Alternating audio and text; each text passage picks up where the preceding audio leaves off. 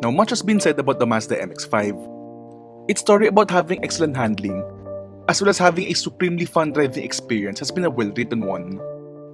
This is a 2019 refresh of the Mazda MX-5, so let's hop in to see what's new.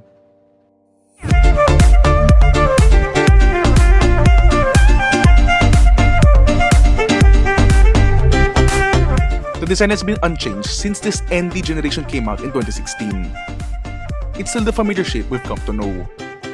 This RF variant continues to carry the heart of design with its instantly recognizable buttresses.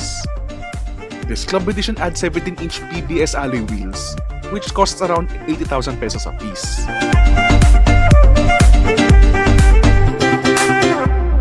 The interior is also unchanged since this generation came out. It's only the addition of a color TFT LCD screen that's noticeable in the interior.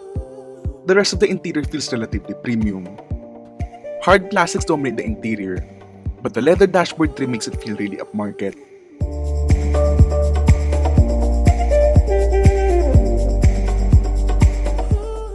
This Club Edition adds a smattering of Alcantara surfaces, as well as these Recaro bucket seats. The bucket seats hold you in place well, but it further contributes to the already snug interior space.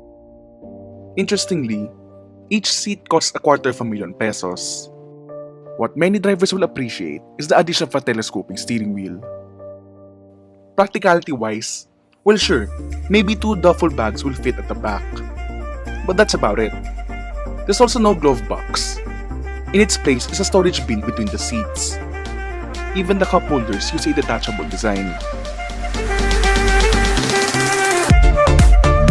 So it's snug, small, and impractical. So what makes the MX-5 so special then? Well, it starts the moment you press the engine start button.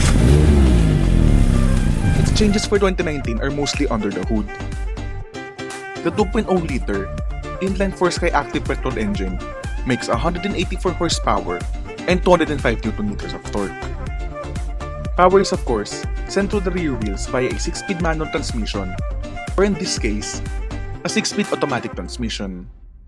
Oh, and in case you're wondering, it also has engine start-stop and a regenerative braking system.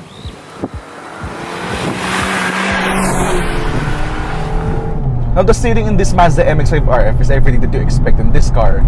There's a lot of feedback, and the steering was extremely responsive to every single input that you make, that there's really a connection between your hands and whatever's happening with the front tires. Being a sports car, of course you expect that this car would ride quite firmly. Well, that's not exactly the case.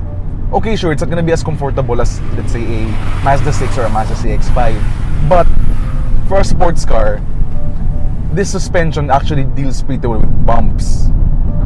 And one of the reasons for that is because the Mazda MX-5 isn't a heavy car, which means that there isn't much stiffening needed in order to counteract modulo with this car. And also, because this car is extremely light, you also don't need a lot of power to make this car going. And combined with the fact that redline now comes in at 7,500 RPM compared to the 7,000 RPM that it used to have, not only does the engine have more power, but also manages to feel much more punchy, much more usable with its meteor torque band, but also having a very intoxicating engine note. Just listen to that sound.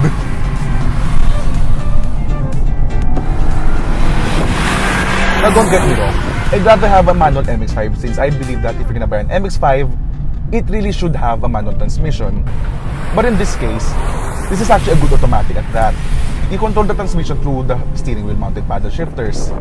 And the good thing about it is that there's no delay with your actual inputs with the paddle shifters and when the transmission responds.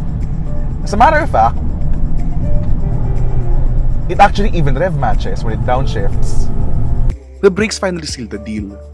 They're sharp and firm, and the winning dance partner if anything's about to go wrong. In terms of the negatives, I really do think that Mazda should have added more sound insulation to the roof, because wind noise becomes quite audible past 90 km/h. However, I do understand Mazda's point of making it not as hushed as other sports cars, and that's because Mazda wants you, the driver, to feel the speed of this car, even at something as low as, let's say, 80 or 90 km/h. Impractical the MX-5 may be, but the car at least does know how to live in the 21st century. MZD Connect is a joy to use.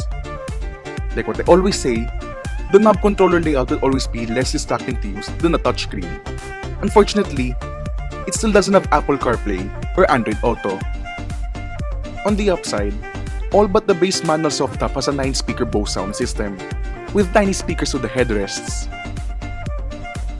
Pricing for the MX-5 starts at a little over 1.9 million pesos for the base soft top manual. And this includes a fabric interior, LED head and tail lights, the MZD Connect infotainment system, passive entry with push button start, as well as a limited slip differential.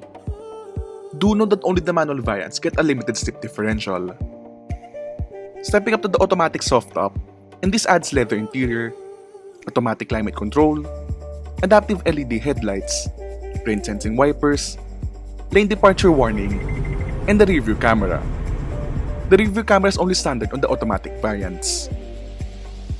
Adding color to the cloth top, either in cherry or caramel, adds a plush brown Napa leather interior. Step up to the RF, and you of course now get the metal folding roof. Selecting the manual RF gives the Bilstein shocks. A Napa leather variant is also available. Lastly, this flagship club edition retails for a little under 2.7 million pesos. And this includes the addition of those Recaro pocket seats, 17-inch BBS alloy wheels, and the smattering of Alcantara surfaces in the interior. Now, why would you buy a Mazda MX-5? Well, it's never gonna be anyone's primary car. But if you do have the privilege, it's definitely a sports car that connects with the driver in a way that no other car can, even when compared to something that costs a lot more than the MX-5.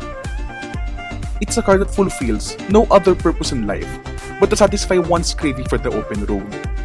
And frankly, these are the types of cars that are a rarity at this price point.